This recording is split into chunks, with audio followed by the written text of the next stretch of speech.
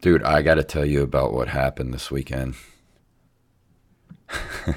Yeah, it looks like you had an interesting time. Yeah, it was quite good. Yeah? Yeah. I don't want to say anything while we're live on Twitch right now, so Yeah, we can talk about it afterwards. yeah. All right, well, let me make sure everything is good to go. I need to turn that up. Of course, there's a train going by in the background being really loud. Let's see. Man, One, two, I three. need the Geek Squad to look at my computer, is what I need to do. There we go. All right. All And right. we had a Just listener posted. mail, too, that I missed for the last episode. I don't know how I missed it, but I'll read it this week. Yeah, I saw it. All right. Well, we got I'm going to this tell him Final coming. Fantasy's terrible. Yeah. All right. Well, I'm good to go if you are. Yep, got all the tabs ready and everything, so All yeah, I'm right. good. Here we go. In three, two, one.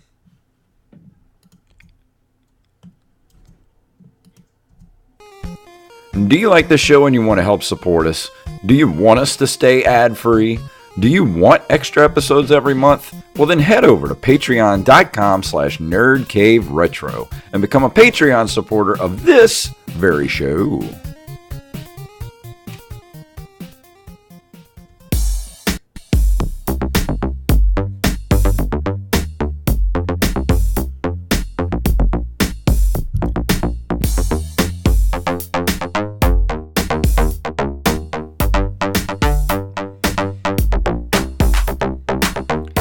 Greetings, programs, and welcome back to another edition of the Nerd Cave Retro Show. My name is Jason Robbins.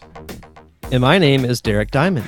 Sorry we missed the show last week. We just couldn't get it together for last week, and I know people were asking us where the show was, and I had to keep telling people that just our schedules couldn't line up for last week. But we're back. We're not going anywhere. We're not pod fading. We just had to take a week off. No, we would never pod fade. Never, ever. Never in a million years. Too many games to play, too much news to cover. I would rather play a Final Fantasy game that I'm just kidding. What if we get down to where we've done?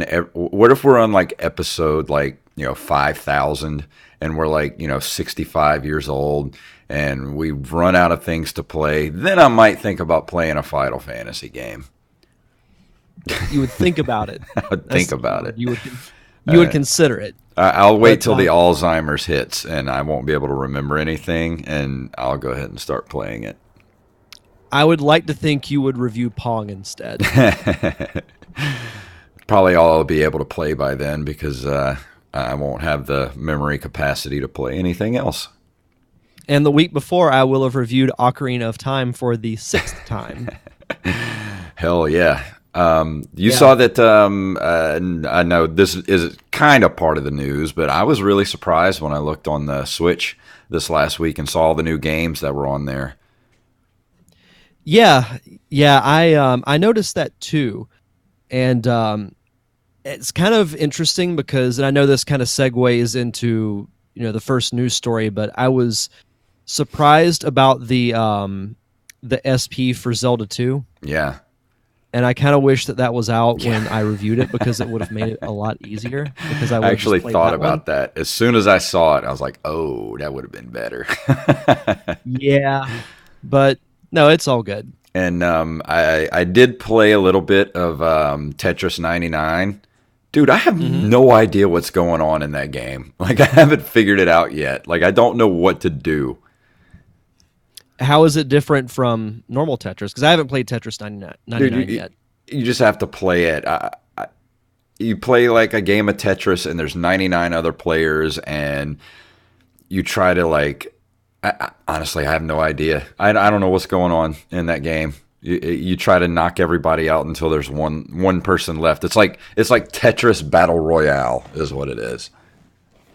I'll have to check that out. Yeah, it's crazy in there. Like I last like 5 seconds a game. That's about it. Gee, Yeah, that's insane for Tetris. yeah. But anything And else you want to talk about before we move into the news for this week? not really, just that work is starting to get insane right now. One of the main reasons why we didn't do the show last week is because I had a game I had to work Tuesday night, and I did not get home till I think like 11 o'clock at night, maybe.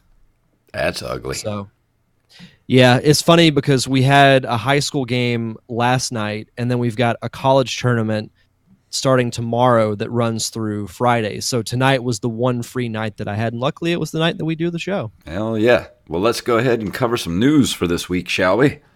Sure.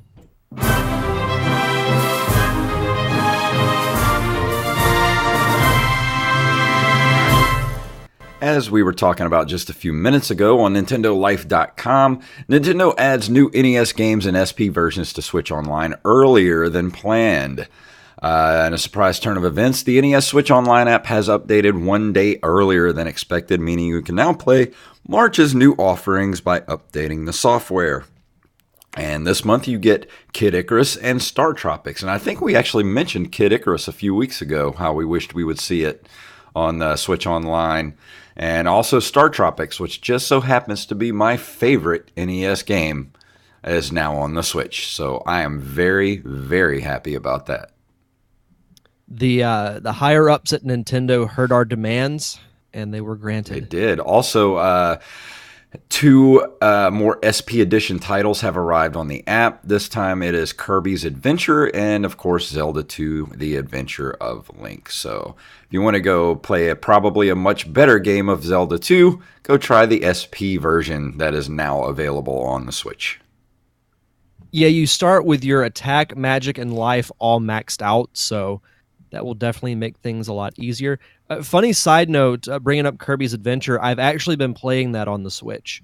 Really? I don't know that it's going to be my review for next week. I've narrowed it down to like 2 or 3 games that I'm going to review. So, yeah, it's been pretty fun. And like I said with Zelda 2, I wish that had come out weeks and weeks ago. Yeah. And excited to actually try out Kid Icarus because I've never played it before. I did play it a little bit the other night, and I forgot how hard that game is. It's pretty hard, so I think I might actually do that for my next review because Kid Icarus was one of those games that I really wanted when I first got my NES, and probably it was one of the few of the first games that I ever played for the NES.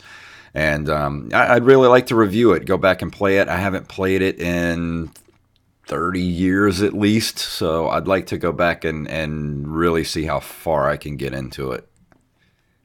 No, definitely. And, Star Tropics, I know it was on the NES Classic, but now that it's on the Switch, I will probably get a little bit more into that game because from what I've briefly played of it, I do really like it. And I agree with you in the sense that I could see this actually being a franchise that's still around had Nintendo cashed in on it. Oh, absolutely. And we have another funny story involving Star Tropics coming up after this next story. We do. Next story comes to us also from NintendoLife.com. Extremely rare Nintendo World Championship cartridge found in an attic. I want to say we talked about these on our last show. Mm-hmm. While you can pick up many NES games for next to nothing, there are several cartridges that fetch eye-watering prices these days, especially in good condition. We mentioned that a mint, unopened copy of the original Mario Brothers sold for over $100,000. That's all well and good, but Super Mario Brothers carts are 10 a penny. It's the rarities like stadium events or the Nintendo World Championships cartridges that really get our juices flowing, and it seems that a copy of the latter has surfaced in the wild. Mm-hmm. Let's see. There's a video attached to the article from Retrogaming YouTuber Metal Jesus that describes the cartridge. It's one of the gray ones, so it comes in 2 colors. One is gold and the other is gray. Yeah, and actually, I think the well, I know that the let's see. I'm trying to remember which one is actually the more valuable of the two. I'm pretty sure it's the gold cartridges that are more valuable, but the ones like the ones that he found, the gray cartridges are the ones that were actually in the tournament. Mm-hmm.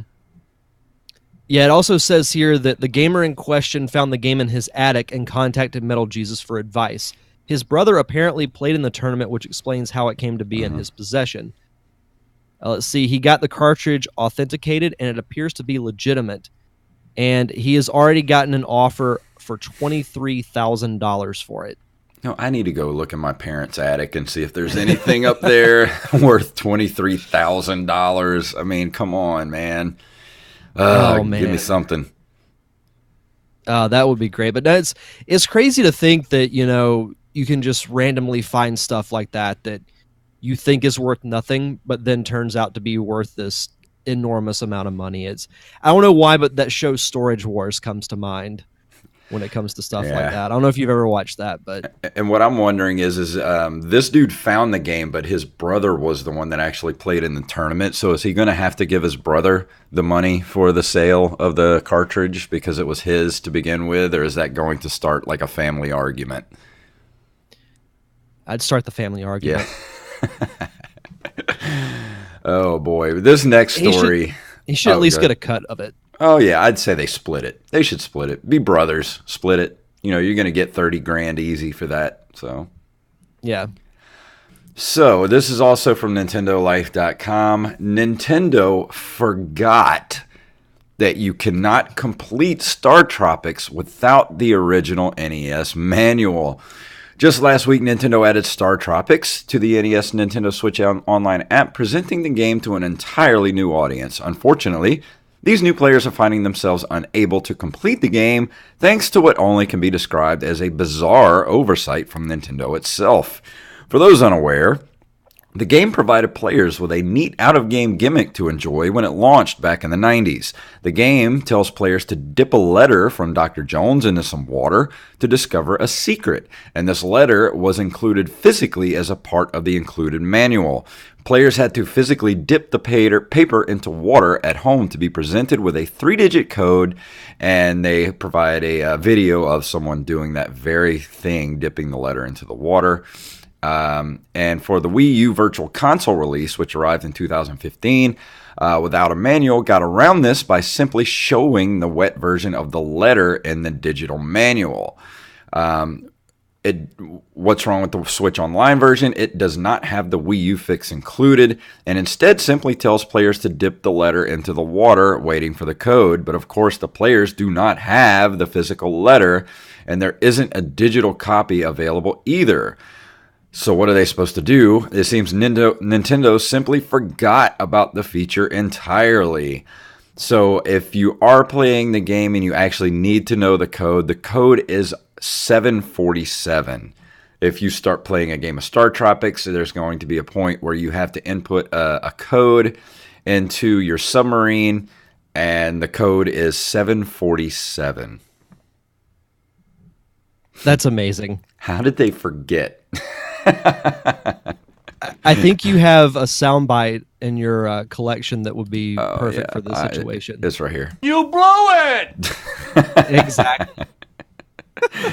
Oh boy, Nintendo. That's kind of important. Like, you literally cannot finish the game without that little bit of information, and which originally was a way to combat piracy back in the day, which worked well, but at the same time, how do you forget? How do you forget that that's in the game?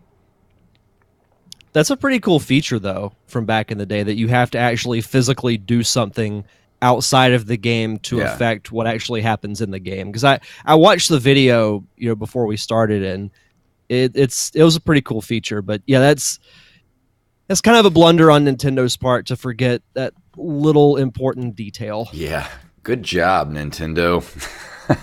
Womp, womp, womp. Womp, womp, womp. One more time. One more time for posterity. You blew it! There we go. And now we're going into this month in video game history. In March of 1982, Atari's Atari 2600 version of Pac-Man hit stores. 12 million cartridges are produced, 7 million are sold. It is believed to be one of the causes of the North American video game crash of 1983. I would say that is what got the ball rolling on the American video game crash of 83.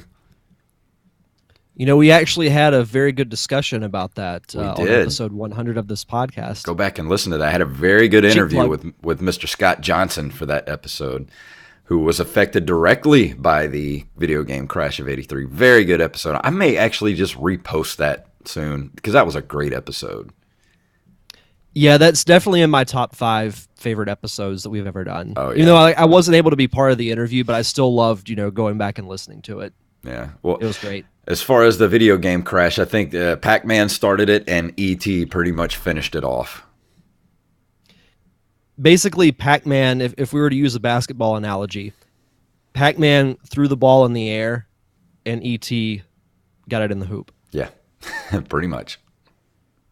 Let's see. March 11th of 1982, Infocom releases their first non-Zork title, Deadline. Never heard of it. I haven't either. Zork sounds like the character from Space Ghost. I think we've talked giant about. Mantis. Oh yeah. I think his name was Zorak. Zorak. What was it? Brack. That was his name. Brack. Let's see. No, it was Zorak. Oh, Zorak. There's Zorak and Brack, I think. Yeah. But anyway, I've never heard of this game, but I kind of like the cover art. It has kind of that classic, old, like the cover to an old mystery novel. Yeah, it kind of looks like a Sherlock Holmes type deal. Yeah. I would have probably gotten into this back in the day. Probably. I like a good mystery. Yeah. And here's a game that we've talked about several times in the last few years. In 1983, in March, Namco releases Mappy. Mm-hmm. And Mappy is a cute little mouse who is a cop. And it runs on the Super Pac-Man hardware, modified to support horizontal scrolling. Yeah, they got a cool screen cap here that shows what the gameplay actually looks like. It sounds like a cool concept. Like, it's the cover art is very bright and colorful and would definitely attract kids. Oh yeah, definitely. So let's see. It also spawned, get this, a 2013 animated web series. Really? Yeah. That's pretty wild. People are still into Mappy, huh? I guess so. 40 years later. March of 1984, IBM releases the IBM PC Junior in an attempt to enter the home computer market. It has improved sound and graphics over the original business-oriented IBM PC, but is a commercial failure. Yeah, it's rare to hear of IBM PCs being a failure back in the day because IBM was pretty big. Yeah, IBM was one of the kings Oh, absolutely. of computers back then. Yeah, this looks exactly like a computer I would have used like in elementary school. I want to take a look at this thing. Oh, yeah. That is 80s as hell. And I love it. It would have cost, at the time, $1,269. What would that be today? Good Lord, that's a lot of money. Yeah. That'd be like $10,000 today. Jesus. I would love to have one of these just to sit around my house as like a display. Oh, yeah. That'd be cool. It would be awesome. I still want an Apple II, a working Apple II with Oregon Trail ready to go. Oh, that'd be great. We haven't reviewed Oregon Trail on this show yet. We should. Oregon Trail's such a good game. We should do a co-review of that at some point. I'm down for that. I'm sure you can get it like on Steam or something for like $1. Oh, yeah. Yeah, I could see it being fairly easy to find. Let's see. Damn it. Hold on. Give me 1 second. I accidentally closed out my Twitch tab so I can keep an eye on the chat room and make sure our stream is still going good. Yeah, still. Yes, it's been holding strong. Cool. All right. Let me get back to this. Okay. And March 21st of 1989, Sega releases Phantasy Star 2, a landmark title for the role-playing video game genre. Did you ever play any of the Phantasy Star games back in the day? Kind of. I played a Phantasy Star game for the GameCube. I think it was called Phantasy Star Online. I think so. Let me look that up just to confirm, but I remember I couldn't really get into it just because, I don't know. I wanted to like it because I like RPGs, but I just could not. I couldn't get into the story, and there were so many other games that I was into at the time Yeah. that it just kind of like I tried it and I was like, I'm not really going to get into this. So Well, it says it was made available through Nintendo's Virtual Console in 2008, released on Xbox Live Arcade on June 10th, 2009, and also an iPhone port of the game was released. mhm. And it's also now available through through both iTunes and Android. Nice. So awesome! If you Yeah, want to those play Phantasy Star 2, good ways to get it. Yeah. And to close us out for this month in video game history, in March of 1993, Nintendo releases Kirby's Adventure for the NES. It introduced Kirby's ability to take on the powers of enemies he has eaten, which will go on to become a staple of the franchise, and also has the first appearance of Meta Knight, who is a awesome character in Super Smash Brothers. I never got to play Kirby's Adventure because it seemed kind of kiddie to me back in the day, but I think I might go ahead and play it on the Switch because it looks fun. It is fun. It's not, so far from me playing it, it's not the most challenging game, but I'm not going to lie, the soundtrack is really catchy. The graphics are very bright, and it does have that kind of, childish, like kiddie look to it, but so far it's fun. Awesome. I'd recommend giving it a shot. That's what I need. I need something that's not too hard to play, something that I can just kind of shut my brain off and have fun. Yeah. No, and I think that game serves that purpose. And tonight for our review, I will be talking about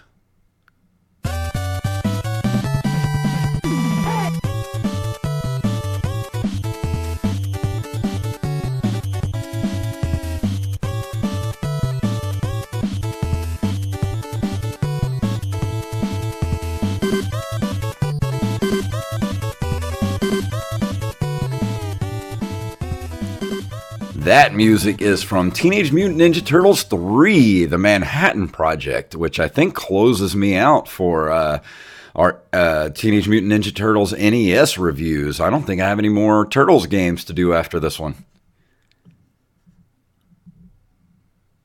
Uh-oh, the Discord.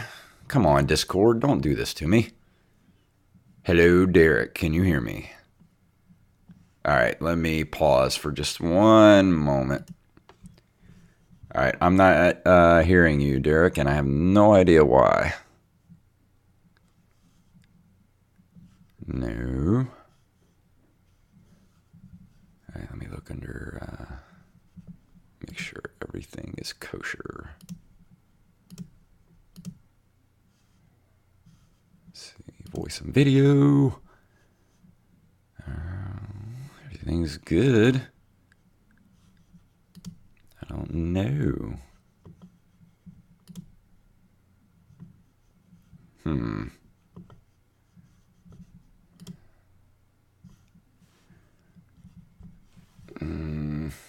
Nope. Why did I do that?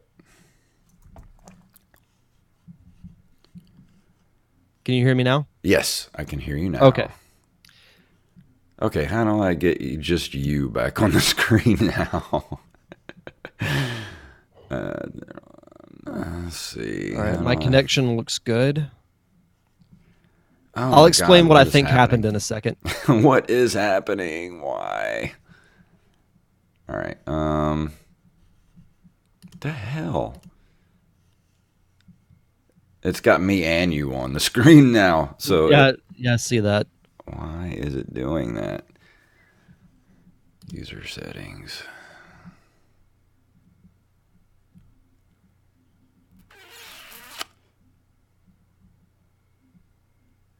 I mean, worst case scenario, you can just use a picture of Hugh Jackman and no one will tell the difference. Yeah. Why is it? Let's see, turn off. No, I don't want to do that. I don't want to do that. Did I do that? Let's see, why? Come on.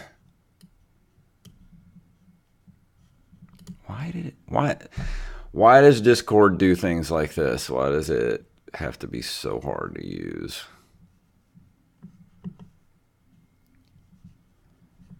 All right, let me leave the call and I'll call you right back. It's the only thing I can think to do.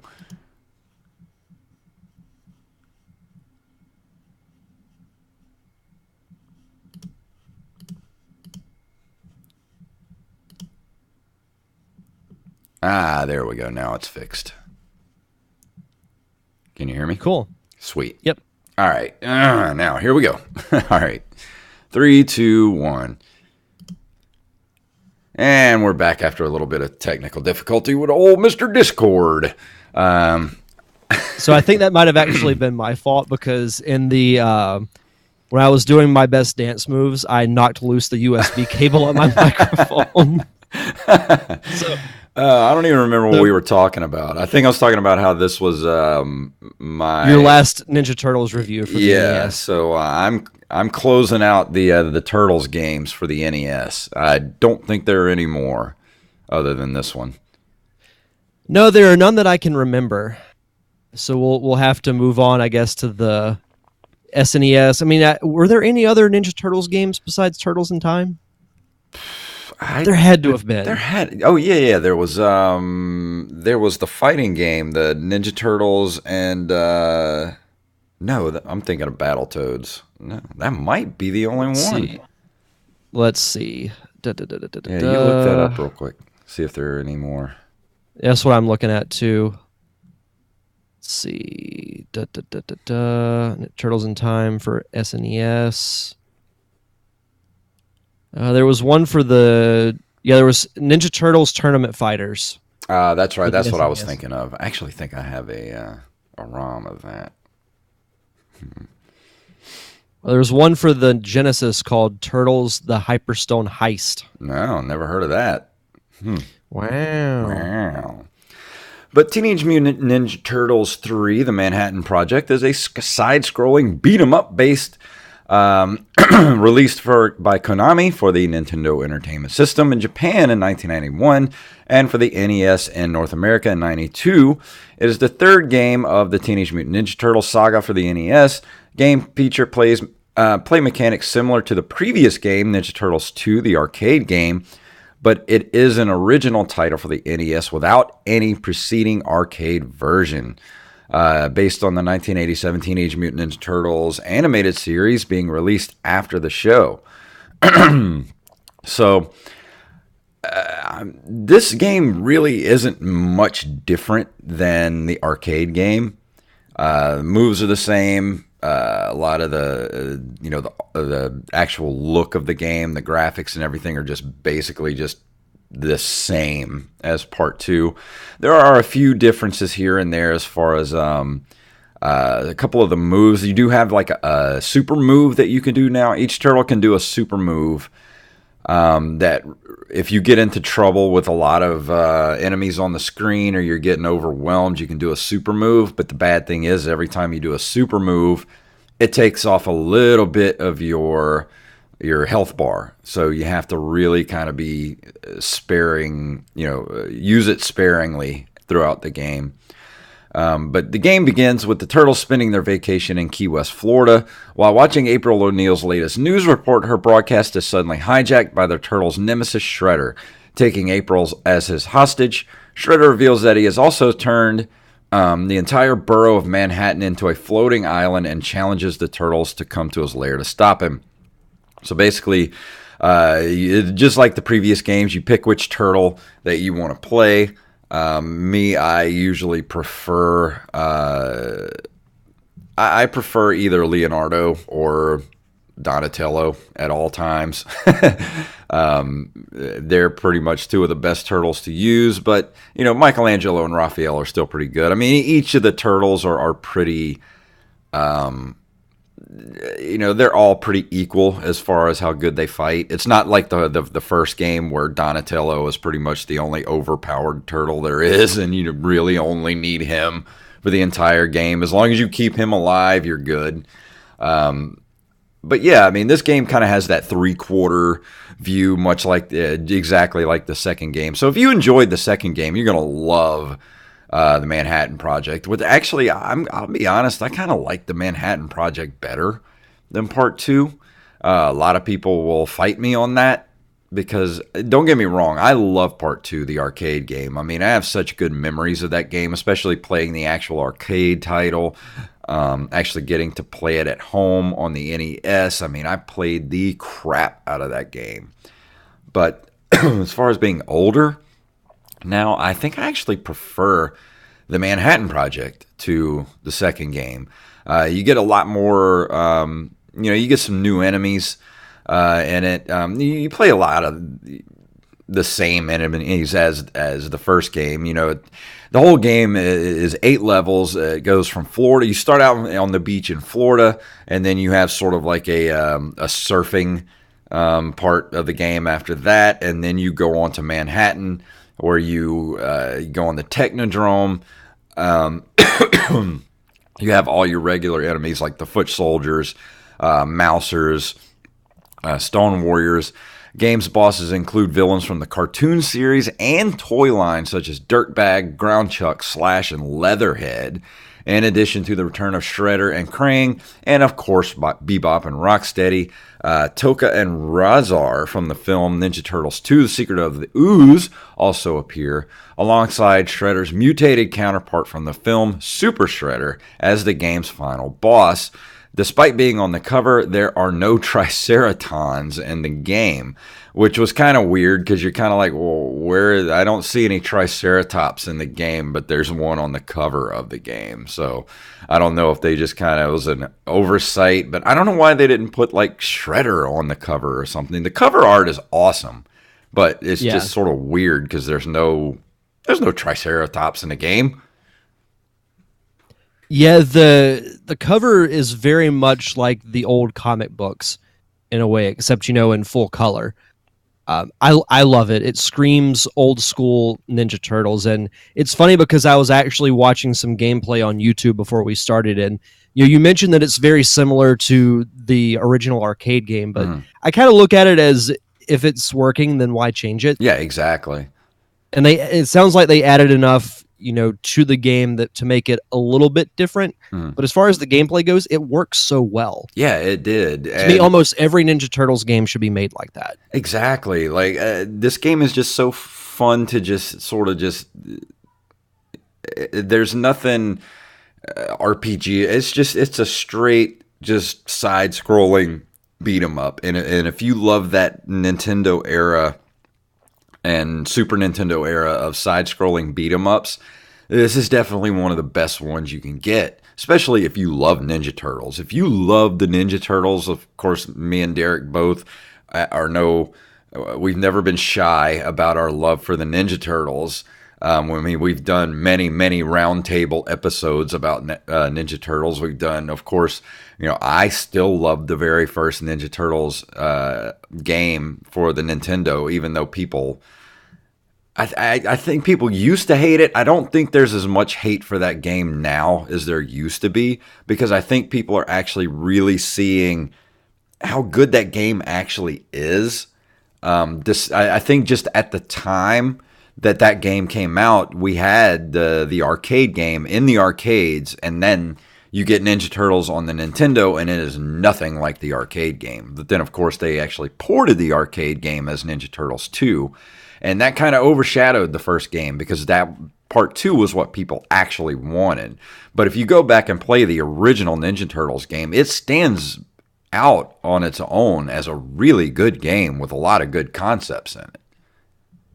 Yeah, I need to go back and play that original one. I never owned it, but I remember going to the dentist as a kid, and they had the original NES, and one of the games they had was the original Ninja Turtles. And yeah, it's very different, but I don't necessarily think that's a bad thing. I much prefer the side-scroller beat-em-up, like the original arcade game and Turtles in Time, but I don't remember hating that original game. Yeah, I think the only thing it was that underwater stage was so frustrating. And I think that's what really ruined the game for people. But once you get past that stage, it's great. I mean, the game is hard as hell, but it's the definition of Nintendo hard. There's a lot of platforming in that game, But as far as part 2 and part 3, the arcade game and the Manhattan Project, they're almost like a separate entity. If you, like they're completely different than that first game. And of course, if you love the arcade game, you're going to love the Manhattan Project. Like I said, you start out on the beach, you have your surfing part, and then you just go into Manhattan and you go through your 8 different levels. Of course, you fight all your different bosses like Bebop and Rocksteady and all kind of the regulars of the Ninja Turtles, universe. And it's a great game. And if you can play it 2-player, I haven't had anyone to play this particular game 2-player with me. I would love, if me and you could get in the same room, I would love to play this game as 2-player. It'd probably be a lot easier with 2 people. Oh, that'd be great. No, I'd love to do that. But I don't know if there's anything bad I can say about the game other than the fact that I don't like the fact that, your super move takes off life when you do it, but I can see why they put that in the game, because you would just keep doing that over and over again and never die. It's sort of like the it would be the instant win button if there wasn't some sort of mechanic to it to keep you from doing it all the time. Yeah, it's crazy because it says here Electronic Gaming Monthly awarded this game Best NES Game of 1992. Really? Out of the entire year, that's pretty high praise. I would say that holds up. I mean, I never played this particular game when I was a kid. I played part 2.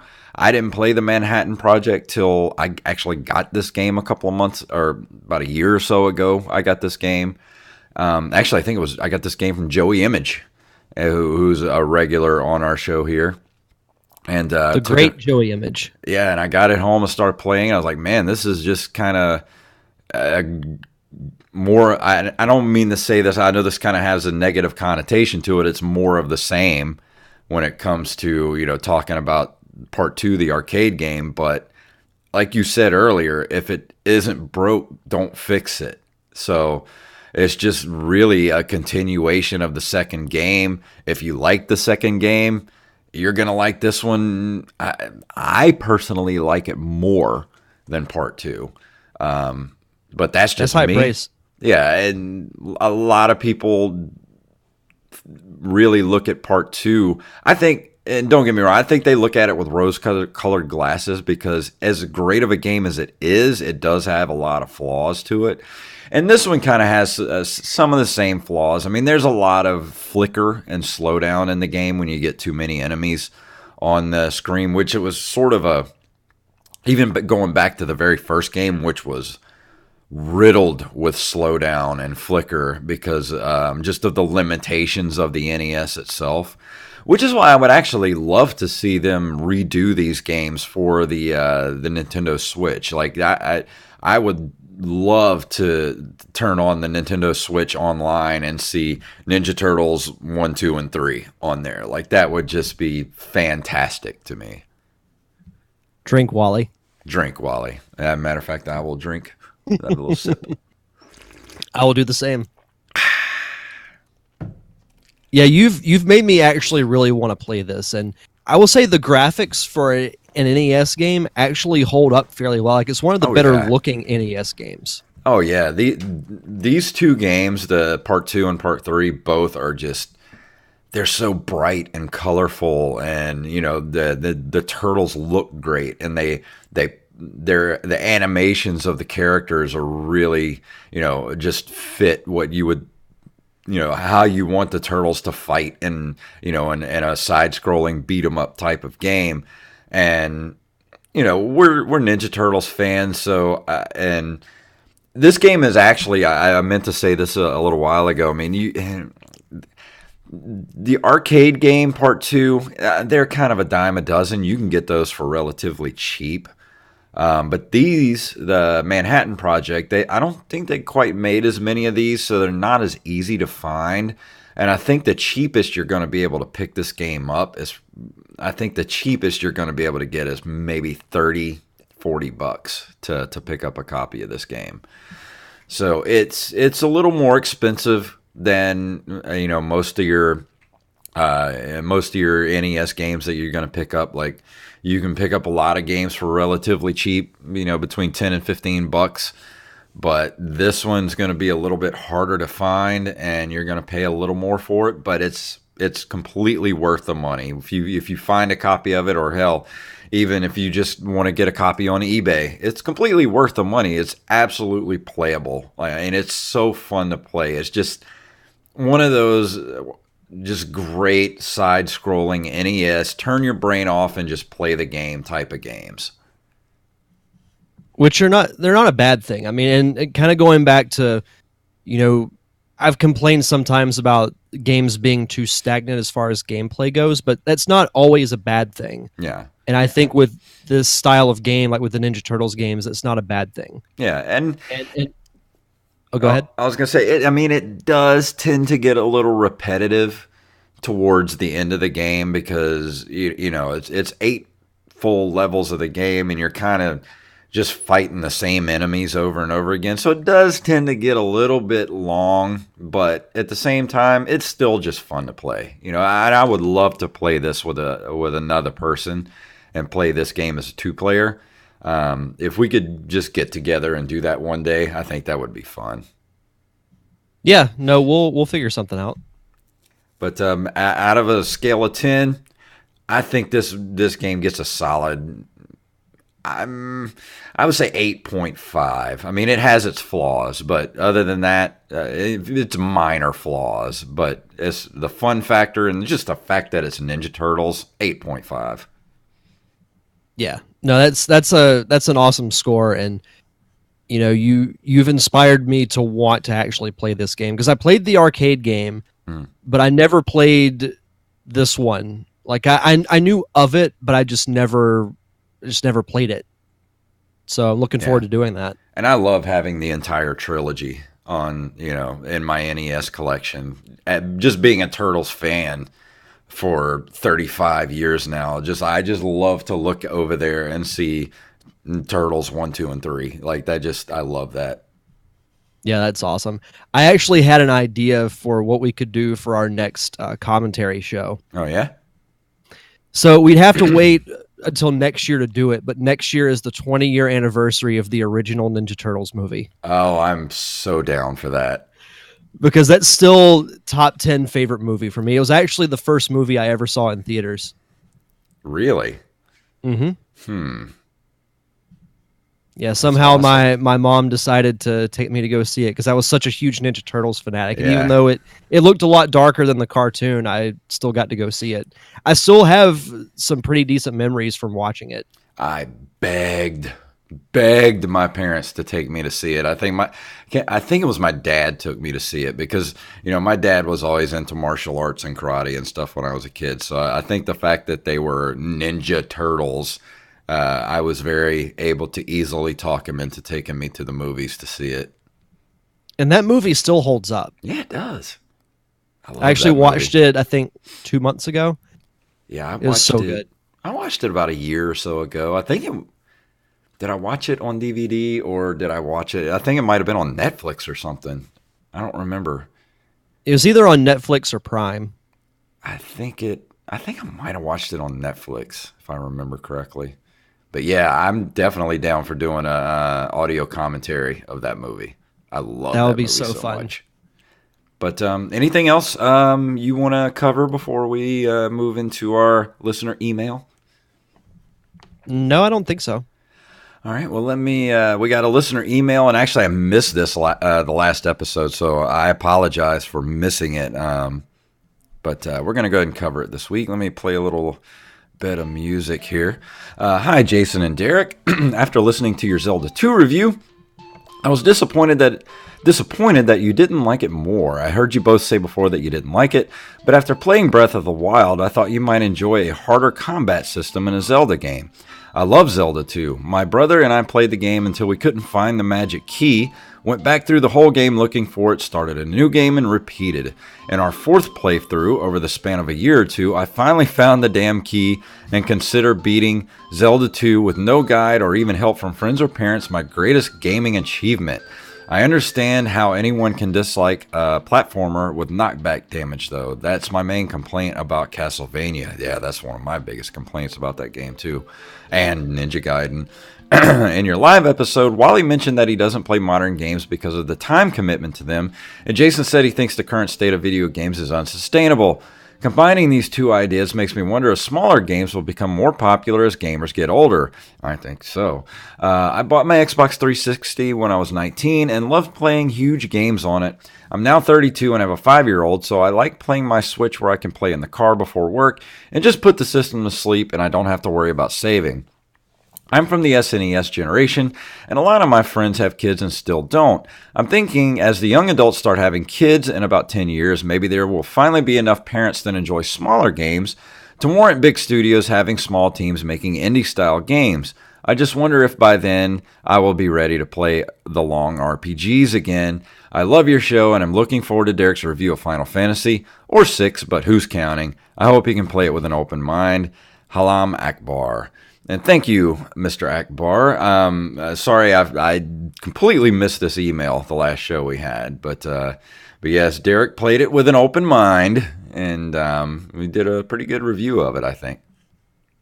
Yeah, I actually ended up liking the game, and I do get what he's saying about it's funny because he and I are the same age and grew up with that same era of games, and I love those RPGs. I've listed them off several times, but I will say that when it comes to gaming these days, I do prefer to play something that, it doesn't take as much time and effort. Like it's something I can play for like half an hour, maybe 45 minutes, and then, put it down and go on about my day. Yeah, exactly. And we did talk about this in depth on the live episode we did at Pensacon, but I think he's right. I think a lot of players that his age and our age and people, I'd say about 32 and up, I think there's going to be a market for smaller, more get in, get out type of games that these big video games are going to have to start looking at, because focusing their time solely on these AAA titles that cost hundreds of millions of dollars to make. I mean, yeah, have, your one or two big games a year, but focus on a lot of smaller games too. You don't have to make the big AAA games that big to where you have to have hundreds of people working on them. I mean, you can have small teams of people making smaller games, from companies like EA and stuff like that, to where it would be a little more sustainable in my mind if they did something like that. Well, I also think it's kind of a reflection of even society as a whole, because everyone's moving at such a fast pace with everything they do. Like I remember when I was in high school and even in college, I spent a lot of my weekends, because I didn't have a job. So all I focused on was going to school throughout the week, and then the weekends I would spend with friends playing Halo. Oh yeah. So I would go through the campaigns for the entire Halo trilogy at the time, and I could play these longer games. And really, the only long game that I will really commit myself to is a Zelda game. Yeah, same here. And that's really it. But yeah, I had such a blast playing Breath of the Wild, but that was really the last big game that I played. And it's probably going to be a while before I can jump into another big game like that. Yeah, for me, it will more than likely be the next Zelda. Yeah, same here. But is there anything else you wanted to cover before we leave here this evening? No, just always, be sure to check out the Derek Diamond Experience podcast. New episodes come out every Thursday on Apple Podcast, Spotify, Stitcher, all podcasting platforms. And you can follow the show on social media at D Diamond Podcast on Facebook, Twitter, and Instagram. Fantastic. Well, let me go ahead and get our music ready to play here. Oh, not that one. I want the Nerd Cave music, not Ninja Gaiden. Well, here we go. You can find us at nerdcaveretro.com. You can email us at nerdcaveretro@gmail.com. We're on Instagram and Twitter at nerdcaveretro, and individually at jfunktastic and at Derek_Diamond. We're on Facebook at facebook.com/nerdcaveretro. We're also on Patreon at patreon.com/nerdcaveretro. Go head over there. Help us get back up to that $50 a month mark so we can start doing the extra episodes every month for you guys. We like doing those, so help us out. And of course, if you can't do that, go leave us a review wherever you listen to our fine podcast. Just go leave us a review, and that helps us bump us up in the ratings. So, Derek, please tell them what it's all about. Heroes in a half shell. Turtle power.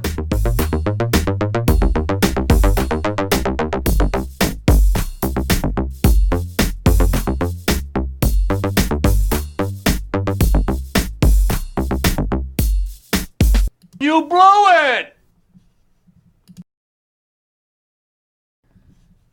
Alrighty, and we can call that an episode. That was good. And thank you guys for watching us on Twitch, and we will see you back here next week. Goodbye.